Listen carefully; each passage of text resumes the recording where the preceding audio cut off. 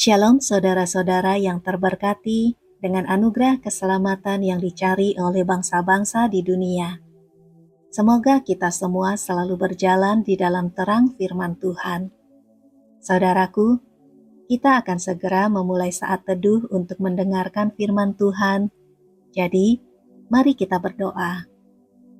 Allah Bapa yang Maha Kuasa, sungguh kami bersyukur buat sepanjang hari yang telah berlalu dengan baik. Kami percaya Engkau selalu menyertai dan menolong kami. Bapa, apabila ada di antara saudara-saudara kami yang saat ini sedang sakit, kami berdoa agar Engkau menjamah dan menyembuhkan setiap orang, apapun juga penyakitnya. Kami juga berdoa bagi masalah-masalah lain yang sedang dialami oleh saudara-saudara kami. Kiranya Engkau memberikan pertolongan dan kekuatan untuk melalui semua masalah dengan baik. Berikanlah hikmat agar bisa membedakan jalan mana yang harus diambil dan keputusan apa yang harus dibuat. Sekarang kami akan memulai saat teduh. Berkatilah kami dengan hati yang dipenuhi pengertian akan firman-Mu yang kami dengarkan dengan sungguh-sungguh. Berikanlah kami kekuatan dan ketekunan untuk bisa menjadi pelaku-pelaku firman. Terima kasih Bapa, karena kami percaya Engkau mendengar dan menjawab doa-doa kami. Dalam nama Tuhan Yesus Kristus, kami berdoa dan mengucap syukur. Amin. Saudara yang terkasih di dalam Kristus, Alkitab banyak membahas tentang masalah harta, baik itu berupa harta material maupun harta rohani. Salah satu yang dibahas adalah bahwa kita telah memiliki harta dalam bejana tanah liat. Mari kita baca dalam 2 Korintus 4 ayat 7. Tetapi harta ini kami punyai dalam bejana tanah liat, supaya nyata bahwa kekuatan yang melimpah-limpah itu berasal dari Allah, bukan dari diri kami. Pada umumnya apabila orang memiliki harta, maka ia akan menyimpannya dalam sebuah tempat yang kuat dan aman. Misalnya, kotak yang terbuat dari besi atau logam. Namun di sini, Rasul Paulus menuliskan kepada jemaat di Korintus tentang harta yang disimpan dalam bejana tanah liat. Kita mengetahui bahwa bejana tanah liat adalah benda yang mudah pecah, sehingga apabila dikatakan bahwa seseorang menyimpan hartanya di dalam bejana tanah liat, maka hal itu memberikan gambaran tentang kasih karunia dan kemurahan. Bejana itu dianggap sebagai benda yang layak untuk menampung harta yang berharga.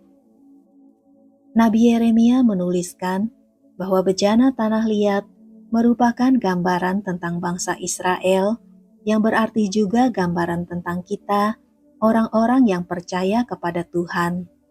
Mari kita baca Yeremia 18 ayat 6b. Sungguh, seperti tanah liat di tangan tukang periuk, demikianlah kamu di tanganku, hai kaum Israel. Sebagai bejana-bejana yang terbuat dari tanah liat, manusia adalah makhluk yang mudah pecah. Maksudnya adalah manusia rentan untuk mengalami hal-hal yang bisa melukai dan membuatnya hancur berantakan. Manusia adalah makhluk yang lemah, namun di dalam kelemahan manusia, Tuhan telah memberikan harta yang sangat berharga. Mari kita membaca ayat berikut ini, 2 Korintus 4 ayat 6. Sebab Allah yang telah berfirman, dari dalam gelap akan terbit terang, Ia juga yang membuat terangnya bercahaya di dalam hati kita, supaya kita beroleh terang dari pengetahuan tentang kemuliaan Allah yang nampak pada wajah Kristus. Ayat tersebut adalah ayat Alkitab yang mendahului tulisan Rasul Paulus tentang harta di dalam bejana tanah liat. Ayat tersebut menerangkan bahwa harta berharga tersebut adalah terang Tuhan yang bercahaya di dalam hati kita, supaya kita beroleh terang dari pengetahuan tentang kemuliaan Allah yang nampak pada wajah Kristus. Harta yang berharga tersebut berbicara tentang rema atau penerangan yang diberikan oleh Roh Kudus atas pengetahuan firman Tuhan yang kita baca atau dengarkan. Penerangan dari Roh Kudus ini sangat penting karena tidak semua firman Tuhan yang kita baca atau dengarkan bisa kita mengerti. Kadangkala ada hal-hal yang membingungkan kita atau terlihat seperti kontradiksi atau berlawanan antara satu ayat Alkitab dengan ayat Alkitab yang lain. Untuk itu, diperlukan penerangan dari Roh Kudus, karena Roh Kudus adalah pengarang sesungguhnya dari Alkitab, sehingga kita bisa menemukan jawaban dari kontradiksi ayat-ayat Alkitab tersebut. Selain itu, Roh Kudus juga memberikan terangnya pada ayat-ayat Alkitab yang tepat kita butuhkan untuk situasi-situasi yang sedang terjadi atau akan terjadi di dalam hidup kita. Hal itu membuktikan kepedulian Tuhan akan hal-hal yang terjadi di dalam hidup kita, sehingga Ia memperingatkan kita terlebih dulu atau memberikan ayat-ayat yang akan menguatkan kita. Selanjutnya dikatakan oleh Rasul Paulus bahwa harta dalam bejana tersebut akan membuat kita memiliki iman dan kekuatan untuk menghadapi situasi-situasi yang berat. 2 Korintus 4 ayat 8-9 berkata, "Dalam segala hal kami ditindas, namun tidak terjepit. Kami habis akal, namun tidak putus asa. Kami dianiaya, namun tidak ditinggalkan sendirian. Kami dihempaskan, namun tidak binasa."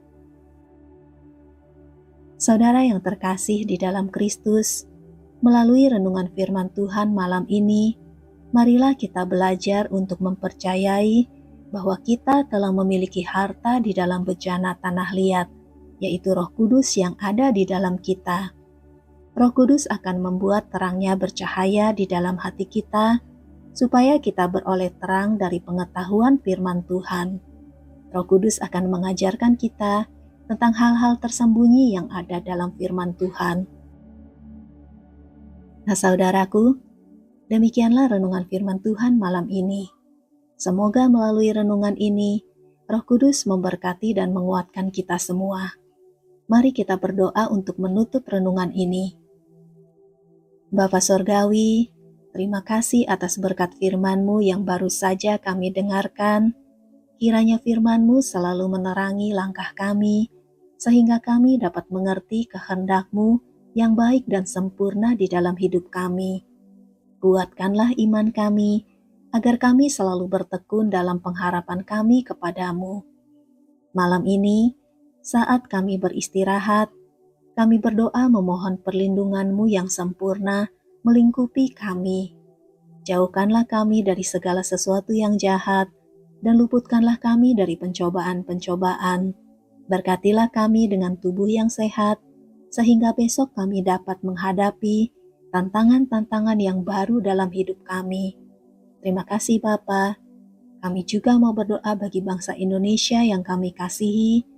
Kiranya Engkau menuntun bangsa kami berjalan di dalam rencana-Mu yang baik dan sempurna bagi Indonesia. Kiranya Engkau memberkati negeri kami dengan kesejahteraan yang melimpah.